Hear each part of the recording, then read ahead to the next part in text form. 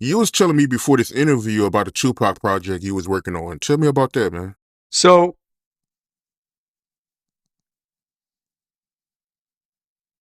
Tupac has been a blessing and a curse for me, right?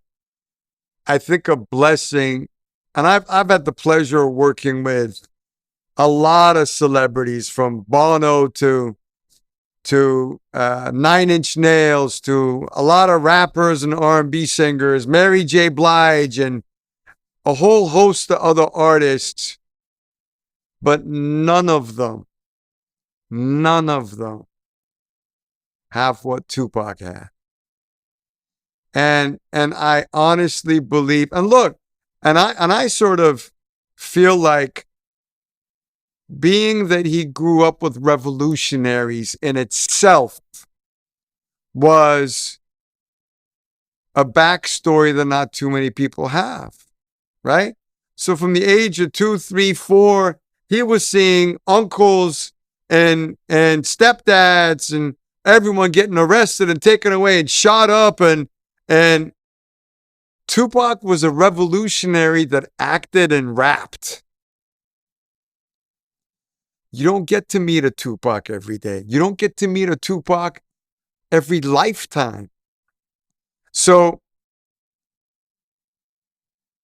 most people don't recognize or realize he was only 25 when he died. He'd done 5 or 6 movies. He'd sold 35, 40 million albums at that point. And at this point, he's up to what, 75, 80 million albums? And Quincy Jones once said something really profound. He said, if I died at 25, I would have been known as some dude doing the horns at the back of a band, right? If Malcolm X had died at 25, he would have been known as a street pimp or whatever he was doing, drugs or whatever. So Pac had the foundation as a revolutionary upbringing to become something profound and global. I just happened to be the fly on the wall, was at the right place at the right time to witness a cocoon trying his hardest to become a butterfly, right? At one point, I've got on footage, the footage that I shot. He was like, the powers that be build a community center in every ghetto in America. I'll kiss Biggie on his cheek and I'll force him to tour for free. Until that happens, the war is on. Right? So Pac was evolving. Daily he was evolving. The comments he was making, moves he was making. He was ready to shed a lot of the personas that he had created for the next version of him that I think would have gotten into global business and global politics. He would have been a fucking beast. So I, through meeting him through Tracy Robinson, recognized his importance as a filmmaker. That's why I shot 10 hours of footage and 1,000 photos, and we recorded the audio meetings that we had with him because it was obvious that we were recording someone historic. So one of my favorite quotes that I've heard is, history is written by great people's contemporaries. And regardless of what people think of Tupac, Tupac has a global historical footprint. My little cousins in Iran were bumping Tupac in Tehran in their cars under the threat of being put in prison for a week if they heard that shit. Or they tag in Tupac. But this is a global phenomenon. We think that we're the ones in the U.S. that are his fans. Motherfuckers got fans all over the world. They're 10 times more militant than American fans. So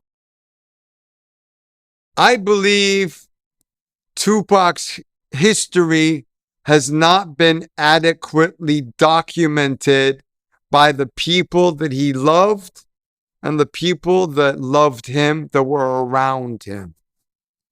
The powers that be have never given those people an opportunity to speak their truth.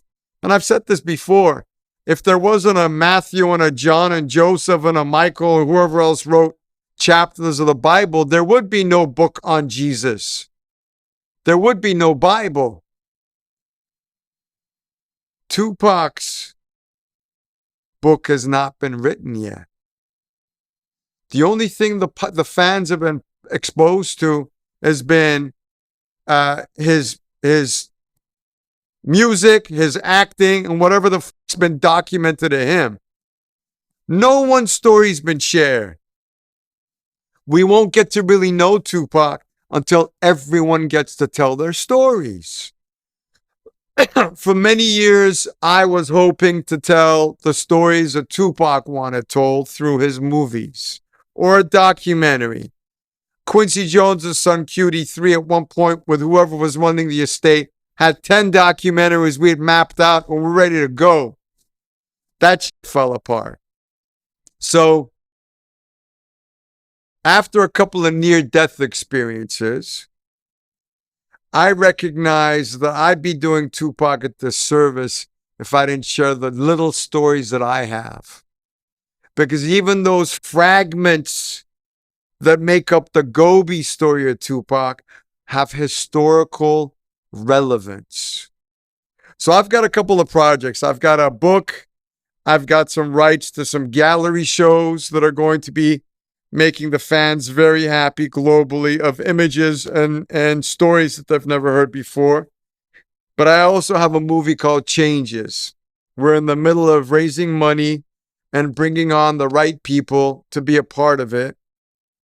Because as a filmmaker, that movie, All Eyes on Me, they did, with all due respect to whoever was involved in it, was fucking garbage. And the best review I ever had was I was with a dude that was my Uber driver. And I was like, yo, what'd you think he was an up-and-coming rapper. And I told him my history. And I was like, what'd you think of All Eyes on Me? He's like, you know, dude, it's like someone did a Google search and they shot a video for it. There was no heart, there was no soul, and there was no Tupac in that. It was just some janky ass, opportunistic, I'm going to bamboozle Tupac's mom and get a biopic right, which is what happened. They bamboozled her and they forced her into some bullshit. And that's what was made, bullshit. So I'm not going to do that to my friend. People who have read my screenplay say that Gobi, for the first time, you're going to show the world what Tupac was like when the cameras were off. And as the immigrant Iranian that got his ass whooped in high school for being a camel jockey and a sandnik, Tupac saw something special in me and gave me my biggest break in life to that point. And I'm going to honor him with a movie that will win awards around the world. You've got my word on that. But the fan base will finally get to see their hero and the way that he really was. So look, so my film's based on my story. And in my story, I get to share my story with Tupac and all that I witnessed and heard. And it's called Changes. And it will be a film for every disenfranchised little boy and girl that's been beat up by life but refuses to give up. That's the chord I'm trying to strike with my film. And look, there are many films that need to be made about Tupac. Ray Love should make a film about his experience. The Outlaws should make a film about their experience. Kadada Jones should make an experience about his sister Setua should make a film about Tupac. His cousins, Billy and Jamala should make a movie about their experience with Tupac, because we all got a slice of him. And for his legacy and for his history in 1,000 years, these stories have to be shared.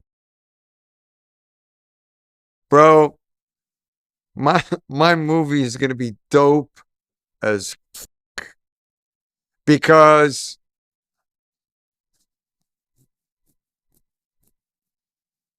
Tupac picked me and Tracy to do movies with. That's all I need. He picked me. So that's all I need to make a movie, is his green light 27 years ago for the projects we were doing.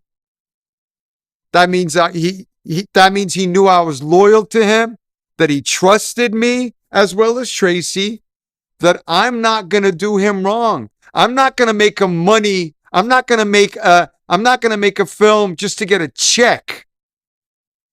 I'm going to make a movie so I can have a long-lasting and positive impact on his legacy for history's sake. And look, in my humble opinion, every power that is a threat to the powers that be is taken out.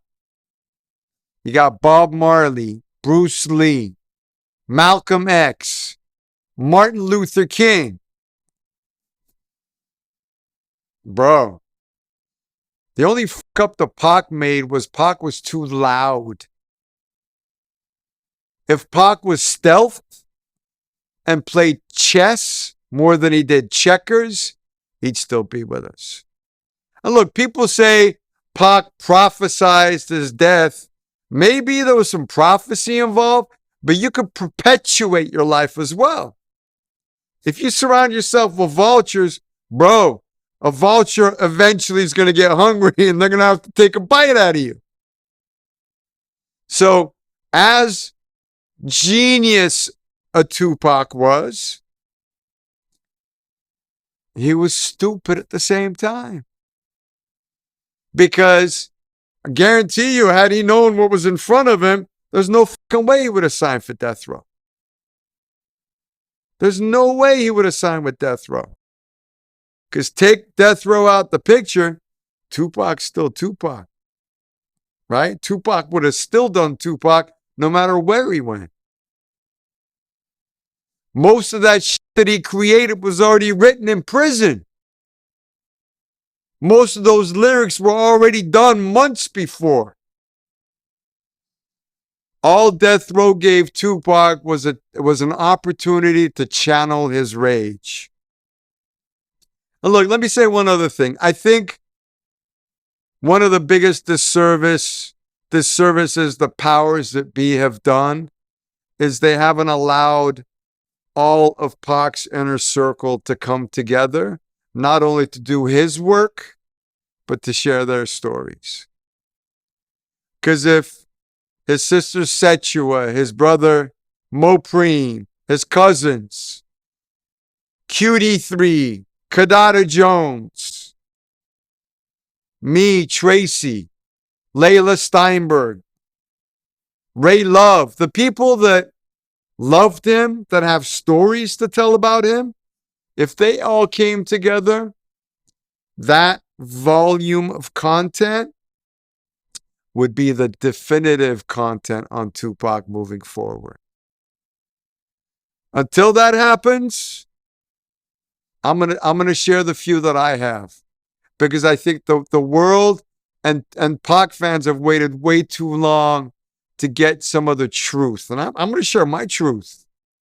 And I only answer to God and Pac when it comes to Pac related stuff. So he guides me.